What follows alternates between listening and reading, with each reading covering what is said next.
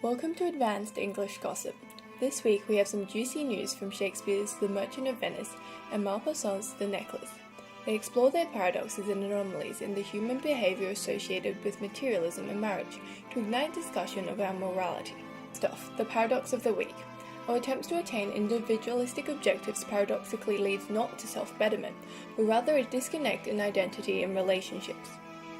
In the world of The Merchant of Venice, this occurs through the materialistic characterization of Shylock, which shows his desire for money and revenge.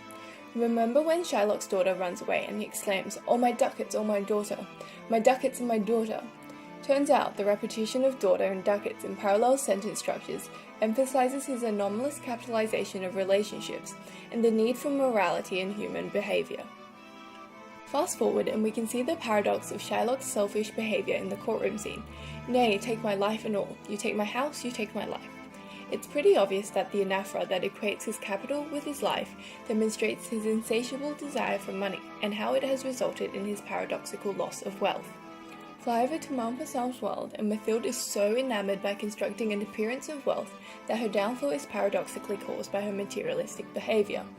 Maupassant uses the diamond necklace to symbolize Mathilde's repeated attempts at creating a wealthy facade.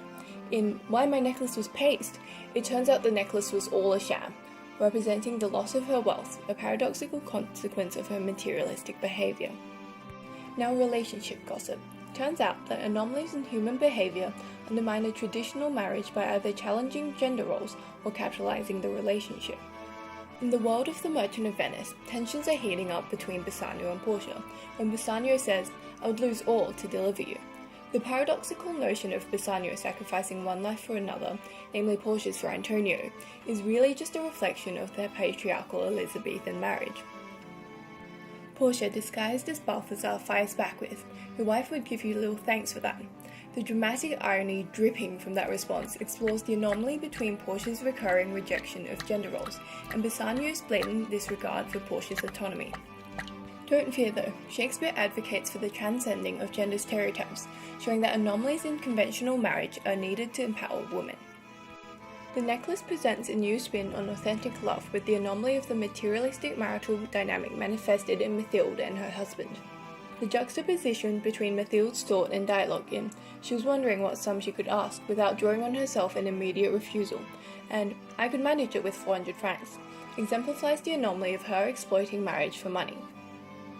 If that wasn't enough to show how dysfunctional their marriage was, the hyperbole in "he compromised all the rest of his life, risked his signature," certainly does, emphasizing the paradoxical conflict between the husband's selfless behavior and the artificiality of their marriage.